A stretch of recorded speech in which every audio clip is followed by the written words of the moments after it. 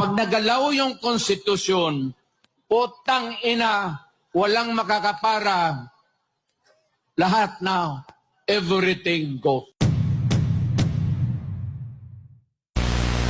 Ito ba dalawang papel? Ito yung konstitusyon ngayon. Bantay kayo dito. Bantay kayo dito. It would have a long and lasting, miserable life for you all. Ito yung konstitusyon natin. Ang una talang gumalaw nito, iba-iba niya, si Marcos. Maniwalat ka hindi. After a few decades, ang pangalawang taong gustong kumalkal ng konstitusyon natin, putang ina, Marcos rin.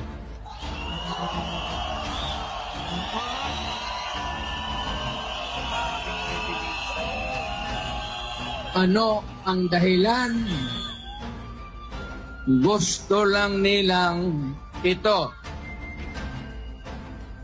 Sabi man itong mga putang ina, naging congressman rin ako.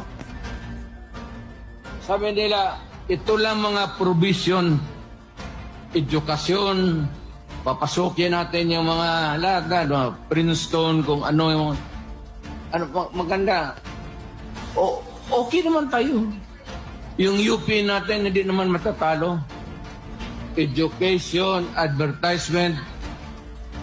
Para sa akin, hindi na kailangan. Wala. Putang ina, kawala-walang kwenta.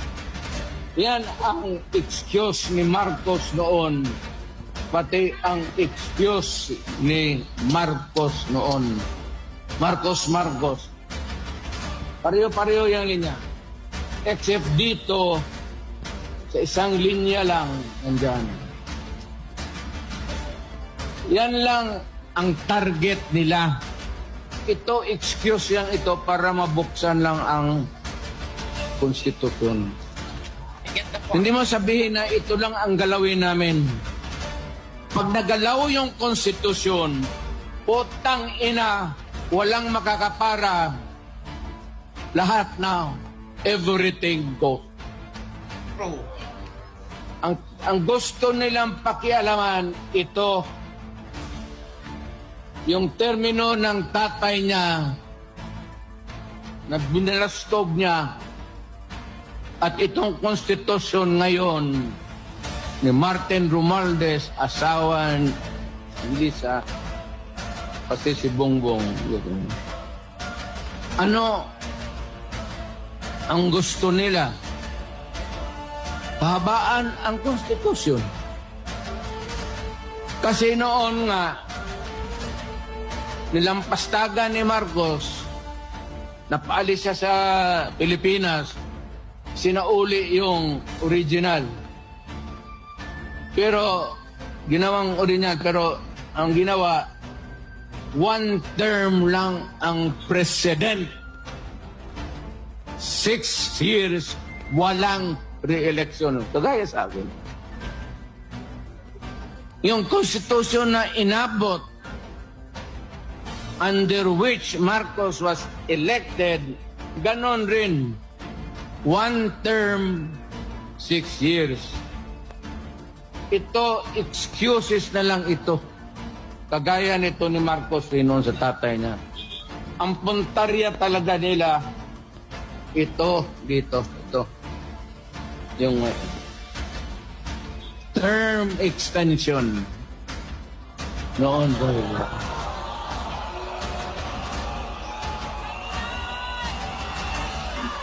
Because yung constitution kung saan na siya nahialal, one term, 6 years. Ngayon, gusto nilang tsa-tsa, People's Initiative. Ang balita ko, may pangatlo na yan, Constituent Assembly by Congress. Mukhang inumpasahan na nila kahapon. Hala! mas madali yun at walang objection. So, kung may galawin man ang konstitusyon, isa lang. Pahabain lang talaga ni Marcos kung anong ginawa ng tatay niya, gagawin. Ang konstitusyon mismo ganito, sinira nila because of their hatred for Marcos, they came up with the constitution. Bugado, marami man tayo dito. The president can declare martial law. But any citizen of this country can bring a petition to the Supreme Court to question on the legal basis for declaring martial law. But in the same paragraph, the president, after 60 days, should go to Congress for an extension if he wants to.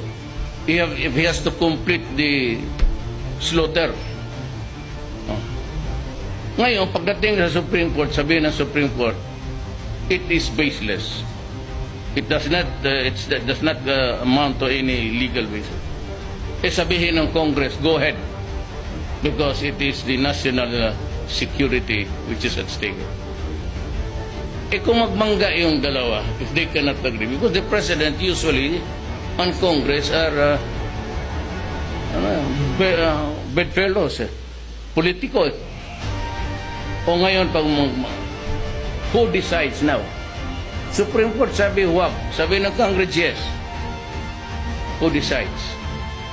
The sitting President. So ako, it will discourage me to become a despot because I now can interpret the law itself and it is final. Nag-aaway kayong dalawa, dito. Yun ang ibig kong sabihin. Because the ISIS have contaminated Mindanao. Alam mo, you see it, CNN TV, putok dito, putok doon. And the ISIS are very cruel thing. I don't know what drives them crazy, but they burn children, they make young women by the thousands of slaves. Ayan ang delikado. Hindi pa dadating yan. Media kasi hindi nakikinig eh. Ang marinig lang nila yung martial. Hindi ako stupido. Mas bright tayo sa kanila. Alam mo, sa totoo lang, kung mas bright sila sa akin, sila ngayon ang gumagamit nito. Ito namang newspaper, Duterte martial law. I will not declare martial law. At kung mag-declare ako ng martial law, hindi ako mag-ingay. At magtanong anong basis, tangina ka, wala kang pakialam. Basta tumahimik kayong lahat. Ganon yan eh. Sino man ang gagong presidente mag-declare ako ng martial law o Supreme Court, pwede ba to? Congress, gano'n. Basta ako, it is not found in the Constitution. It is not written there. But if I feel as a president that I have to preserve my country, I will declare myself.